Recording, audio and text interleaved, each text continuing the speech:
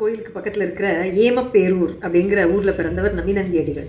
இவருக்கு வந்து திருவாரூர் அறநெறி ஈசனுக்கு நிறைய விளக்குகள் ஏற்றணும் அப்படின்னு ரொம்ப ஆசை. ஆனால் கையில் எண்ணெய் இல்லை.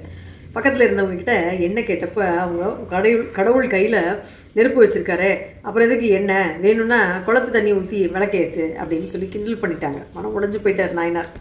இறைவனை வேண்டார். வருந்தாதே குளத்து நீரை முகந்து வந்து விளக்கேற்று அப்படின்னு ஒரு அசரீரி கேட்குது. இறைவனுடைய வாக்கை நம்பி, இந்த அசரீரியை நம்பி அவர் குளத்துக்கு தண்ணி எடுக்க போய் தண்ணியெல்லாம் ஊற்றி விளக்கை ஏற்ற ஆச்சரியங்க, எல்லா விளக்கும் எண்ணெய் ஊற்றின மாதிரி பிரகாசமாக எரிஞ்சுதான். சேக்கிழார் வந்து ரொம்ப அழகாக சொல்லியிருக்கார். நம்பியும் நமிநந்தி தான் நன் குளத்தினர் புனலை மொண்டு செம்பொன் விளக்கிடு பொன்னின் தகளியில் தேக்கி வார்த்து. அதாவது இறைவனை நம்பி நமிநந்தி அடிகள் வந்து அந்த நல்ல குளத்து நீரை முகந்து வந்து பொன்னாலான விளக்குகளில் தேக்கி வார்த்தாராம். அப்படி பிரகாசமாக எரிஞ்சுதான். இதெல்லாம் பார்க்கும்போது எனக்கு இந்த பிரகலாதன்கிற கேரக்டர் ஞாபகம் வருது. தூண்லேயும் இருப்பான் துரும்புலேயும் இருப்பான் அப்படின்னு நம்பினதுனால தான் நரசிம்மர் தூண்ல இருந்து வந்தார். அந்த மாதிரி தான் தண்ணியிலேயே இறைவன் இருக்கார் அப்படின்னு நமிநந்தி அடிகள் நம்பினதுனால தண்ணி எண்ணெயாக மாறிடுச்சு. சுந்தரமூர்த்தி சுவாமிகள் வந்து திருத்தொண்ட தொகையில் வந்து இவரை பற்றி பாடியிருக்காரு.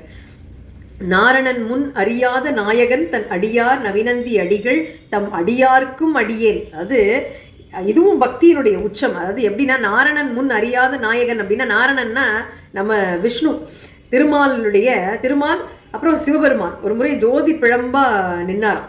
இந்த சிவபெருமான் வந்து ஜோதி பிழம்பா நின்னப்ப திருமால் வந்து பன்றி அவதாரம் எடுத்து வராக ரூபம் எடுக்கிறாரு. எடுத்து அந்த ஜோதியினுடைய அடியை தேடி போறாரு. பிரம்மா வந்து அன்னப்பறவையாக மாறி முடியை தேடி போகிறார்.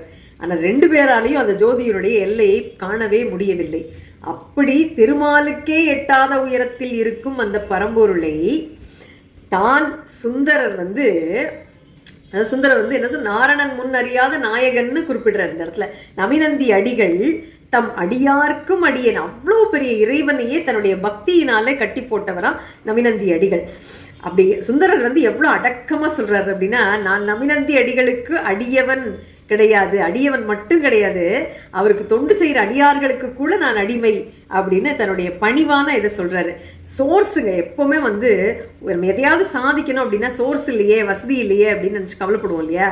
ஆனால் நமிநந்தி அடிகள் என்ன சொல்லிக் கொடுக்குறாரு அப்படின்னா, அன்வேவிங் ஃபெய்த், உங்ககிட்ட சரியான எண்ணம் இறை நம்பிக்கை இருந்தால் உலகம் முடியாதுன்னு சொல்கிற விஷயத்தை கூட நம்மளால் முடிச்சு காட்ட முடியும்.